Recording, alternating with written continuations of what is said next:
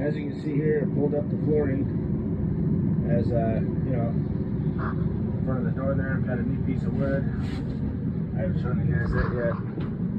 And I ended up having to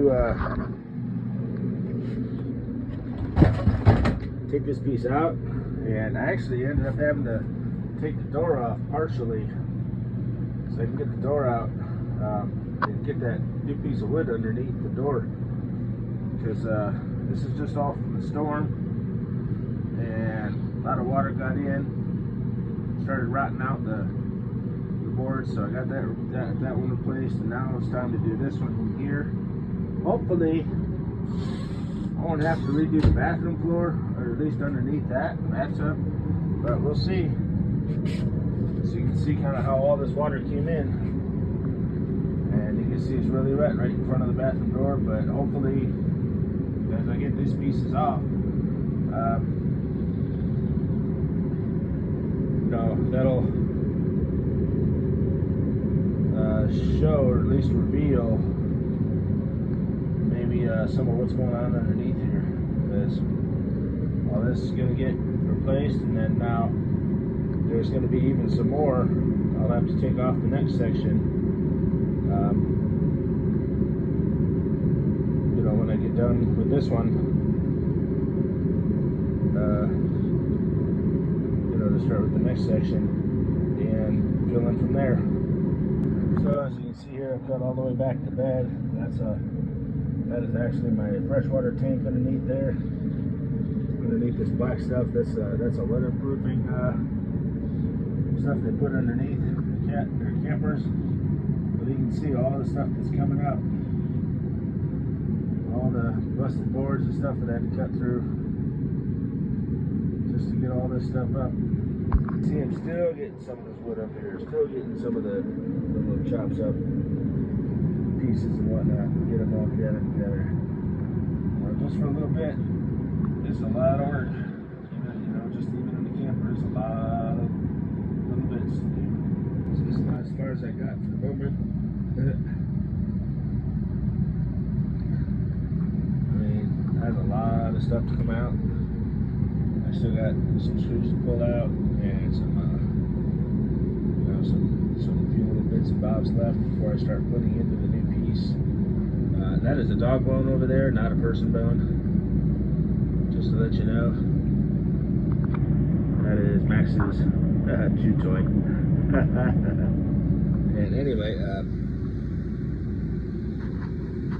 ended up having to put the batteries back on the charger and come at it, finish it up a little later, and but that's how it's coming out so far, slowly and surely. I mean, I got like 5 bags worth of trash now sitting outside the camper. This is all. I mean, there it is. Just had to toss it outside for a second just to get it out of here. And only one of those is just household trash. The rest of it's all flooring. So,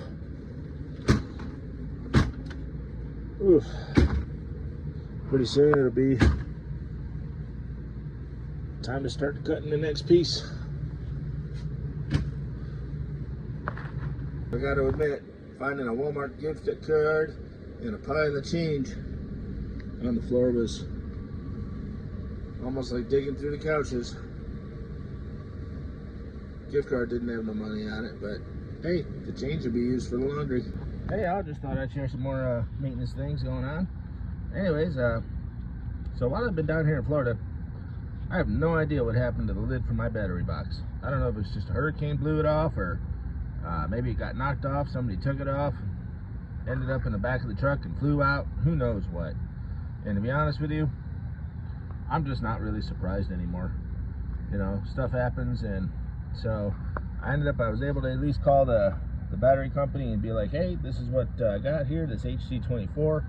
It's at the size of the battery. Yes, ma'am. Yep. Come here, man. You relax. Anyway, I ended up being able to order a new battery box and So we'll start with that, getting there. And as usual, somebody complaining because I let Max out and let him hang out here too while I do stuff. Because, you know. Now I just took that old battery box off, and looks like some of the pins on it were pretty much rusted anyway, so I guess it was time for replacement. Well, 4 steel screws and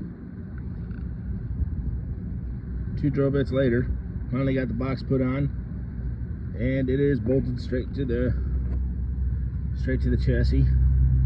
The strap-on top is nice. That's actually what's holding the box onto the chassis, and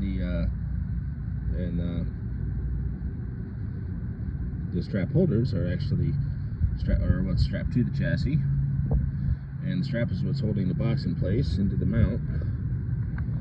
And but it fit the battery just perfect. Cord's coming out the back nicely, and yeah. So there's one more thing down, and it's nice because you know, at least there's small air vents so that the battery can be vented, but they're small enough where water shouldn't get into the box and you know, corrode the battery. So yay, one more repair down, and now it's time to go back to the floor project. Well, I ended up going up to Lowe's, and got a steel bar, because as it turns out, where I cut the other piece out, I couldn't cut far enough to get to the actual steel bar, steel support, so I ended up having to drive one into the wood to get it. Hopefully I got it back far enough to actually get over the metal bar, because directly underneath that happens to be my freshwater tank. There's got up underneath there, and there's just way too much to drop that freshwater tank right now. A lot of things involved in there. There's the axle is also right there. There's a foam warmer right there. So there's a lot of things going on underneath that. Between that, and also the nails and the screws for the wood happen to be underneath the bed and behind that furniture box, the drawer box, and underneath it. And then in there, I did actually end up cutting a hole in the top of the bed just to be able to flip that up and see what was in there. That's also where the plumbing goes through for the tanks and the electrical, I believe, for the tank pump. I mean, the water pump's actually underneath the fridge here, but all the electrical lines for the furnace and for the there's a plug actually on top of the bed there, and also lighting, I believe, runs through there. So just a lot of things going on in there, a little bit busy. So I went ahead and actually glued the inside of that before I drove it in, and then glued around it. So it's probably going to look messy, but at least until the board goes on top. I will end up having to get a second one, because every time I go to Lowe's, it's always $30 crazy and never have enough.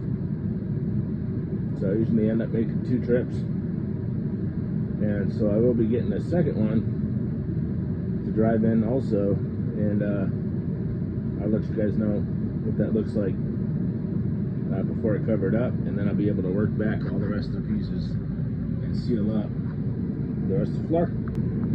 Sorry about the mess a little bit, but as you can see, I've got about 2 out of 3 boards in.